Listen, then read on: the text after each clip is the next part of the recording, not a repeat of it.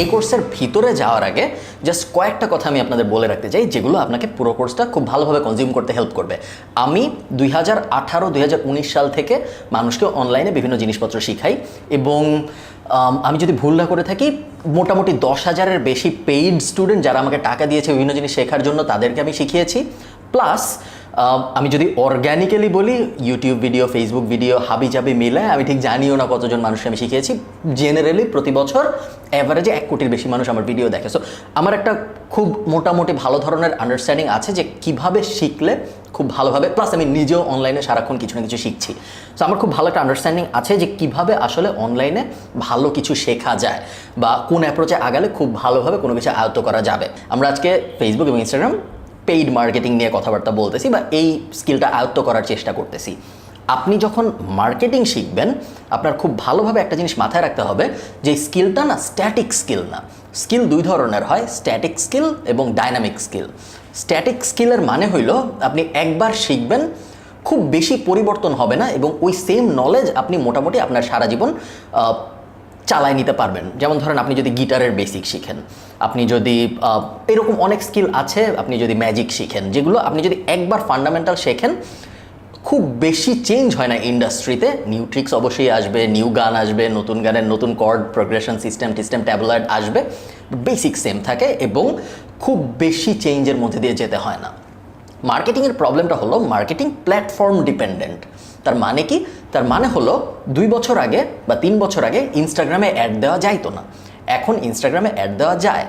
এখন যেহেতু ইনস্টাগ্রামে অ্যাড দেওয়া যায় এবং ইনস্টাগ্রাম যেহেতু একটা নতুন মার্কেটিং প্ল্যাটফর্ম, আমরা যদি শুধুমাত্র একটা জিনিস শিখে মুখস্থ করে রাখি যেটা ফেসবুক অ্যাটমসফিয়ারের জন্য, এবং আমরা যদি তারপর নিজেদের ডেভেলপ না করি, তাহলে নতুন প্ল্যাটফর্ম যখন আসবে ইনস্টাগ্রাম, ওইটার অ্যাটমসফিয়ারটার ভিতরে আমরা কীভাবে অ্যাড দিব না দিব এগুলো কিন্তু আমরা বুঝতে পারবো না।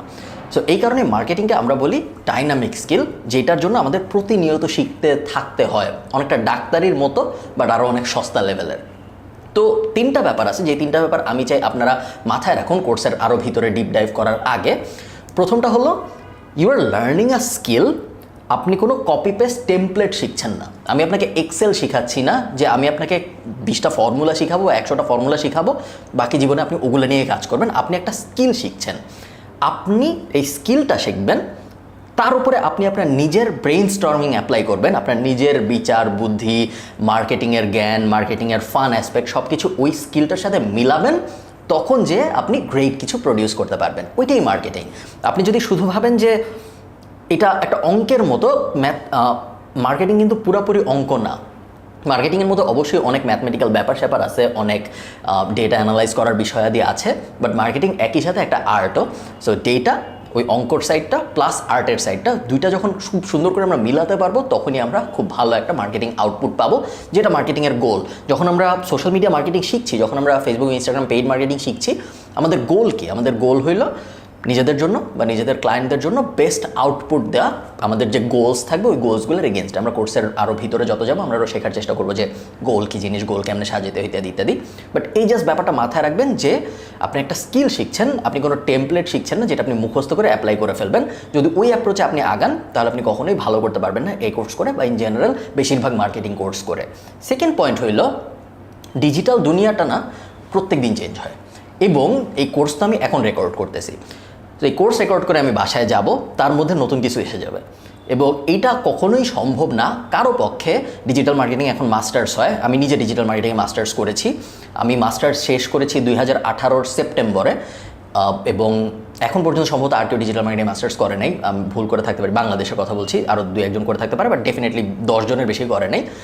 2018-তে আমি যখন ডিজিটাল মার্কেটিংয়ে মাস্টার্স শেষ করেছি, করে আমি আমার এজেন্সির কাজকর্ম শুরু করেছি ডাবলিনে, এর মধ্যেই হাফ জিনিস চেঞ্জ হয়ে গেছে, এবং একদম লিটারেলি চেঞ্জ হয়েছে। আমি এক্সাম্পল দিয়ে আপনাদের দেখাইতে পারবো কী কী চেঞ্জ হয়েছে।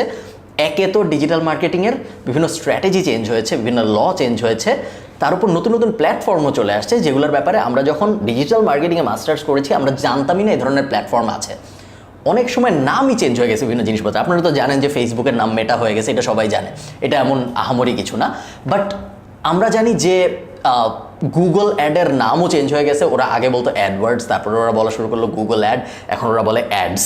সো এই যে এত চেঞ্জ, এই চেঞ্জগুলোর ব্যাপারে না আপনার নিজের স্বপ্রণোদিত হয়ে কেয়ারফুল থাকতে হবে যে আমি এই চেঞ্জগুলোর ব্যাপারে যেন ওয়াকিবহাল থাকি।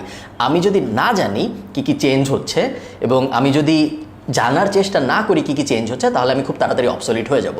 এবং এটা আমি আপনাদের আগেই সতর্ক করে দিতে চাই এই ভিডিওতে যে এটা কখনোই সম্ভব হবে না যে নতুন একটা জিনিস আসবে সাথে সাথে ওইটার এগেনস্টে একটা কোর্সের নতুন ভিডিও আসবে। আপনার নিজের অ্যাক্টিভলি পুরো ইন্ডাস্ট্রিটা মনিটর করতে হবে, তাহলে আপনি একজন প্রপার সোশ্যাল মিডিয়া মার্কেটার বা ইন দিস কেস ফেসবুক এবং ইনস্টাগ্রাম অ্যাড এক্সপার্ট হইতে পারবেন। থার্ড পয়েন্ট, কিছু ব্লগ আছে এবং কিছু ওয়েবসাইট আছে যেগুলো আসলে আপনার ফলো করাটা অত্যন্ত জরুরি যদি আপনি খুব ভালো পেইড মার্কেটার হতে চান। আমি কখনো বলছি পেইড মার্কেটার হতে চান, কখনো বলছি ফেসবুক এবং ইনস্টাগ্রাম অ্যাড এক্সপার্ট হতে চান, কখনো বলছি মেটা এক্সপার্ট হতে চান। সব কিছু দিয়েই আমি সেম জিনিসই আপনাদের বোঝাতে চাচ্ছি। ফেসবুক এবং ইনস্টাগ্রাম মার্কেটারকে বিভিন্ন ভাষায় ইন্ডাস্ট্রিতে বলা হয়, আমি এক এক সময় এক এক টার্ম ইউজ করছি। সো কিছু ব্লগ আর কিছু ওয়েবসাইট আছে, ঠিক এই লেসনের পরের লেসনেই আপনি ওই ব্লগের লিস্টগুলো পেয়ে যাবেন এবং ওই ওয়েবসাইটগুলোর লিস্টও পেয়ে যাবেন। ব্লগ বলতে মূলত সাধারণত বলা হয় রিটেন ফর্মে লং ফর্ম কন্টেন্টকে অনলাইনে, আর ওয়েবসাইট তো ওয়েবসাইটই। কিছু ইউটিউব ভিডিও আছে, কিছু পডকাস্টও আছে। পরের লেসনে সব কটার লিস্ট দেওয়া থাকবে। আমার রেকমেন্ডেশন হবে আপনি ব্লগগুলোয় যাবেন, আপনার ইমেল দিয়ে সাবস্ক্রাইব করবেন, ওয়েবসাইটগুলো আপনি কোথাও লিখে রাখবেন বা আপনার যে ব্রাউজার ওখানে বুকমার্ক করে রাখবেন, প্লাস আমি যে ইউটিউব চ্যানেলগুলো দিব ওগুলাই সাবস্ক্রাইব করবেন, প্লাস আমি যে পডকাস্টগুলো দিব, আপনার যদি পডকাস্ট শোনার অভ্যাস থাকে তাহলে তো খুবই ভালো, যদি না থাকে আপনি যদি অ্যান্ড্রয়েড ইউজ করেন তাহলে স্টিচার বা স্পটিফাই, এই দুটো হলো পডকাস্ট শোনার ফ্রি অ্যাপ। আপনি যদি অ্যাপল ইউজ করেন তাহলে আইটিউনস অথবা স্পটিফাই আপনি অ্যাপেলে ইউজ করতে পারেন, অথবা অ্যাপেলে আরও অন্যান্য অনেক অ্যাপ আছে যেগুলো ব্যবহার করে আপনি আসলে পডকাস্ট শুনতে পারেন। যেখানেই আপনি শোনেন সব পডকাস্ট সাধারণত সব জায়গায় অ্যাভেলেবল থাকে। ইকোসিস্টেমের ভেতরে চলে যেতে পারাটা খুব বেশি জরুরি। সো যেই পুরা লিস্টটা আমি দিব চেষ্টা করুন প্রত্যেকটায় কোনো না কোনোভাবে সাবস্ক্রাইব করতে এবং প্রত্যেকটায় প্রত্যেক সপ্তাহে মিনিমাম একবার হলেও যেতে। এতে করে যেটা হবে অ্যাটলিস্ট প্রথম 6 মাস এটা করার চেষ্টা করুন। এতে করে আপনি খুব সুন্দরভাবে নিজেই বুঝে যাবেন যে এই ইন্ডাস্ট্রিটা কোন পেসে মুভ করে, কোন পেসে মুভ করার জন্য কি কি করতে হয় বা কোন আপডেট আসলে পুরো ইন্ডাস্ট্রি কীরকম রিয়্যাক্ট করে, কখন অ্যাডের বাজেট বাড়ে, কখন অ্যাডের বাজেট কমে, ওইটার কারণে আপনার নিজের যে ক্যাম্পেইনগুলো চলতেছে ওগুলোর উপর কীরকম ইম্প্যাক্ট পড়ে, সব কিছু আপনি বুঝে যাবেন যদি আপনি এই যে রিসোর্সগুলো এগুলো ব্যবহার করতে পারেন, এগুলার ব্যাপারে অ্যাওয়্যার থাকতে পারেন। জাস্ট এই ব্যাপারগুলো মাথায় রাখবেন। আপনাদের সাথে আমার দেখা হচ্ছে পরের লেসনে। টাটা।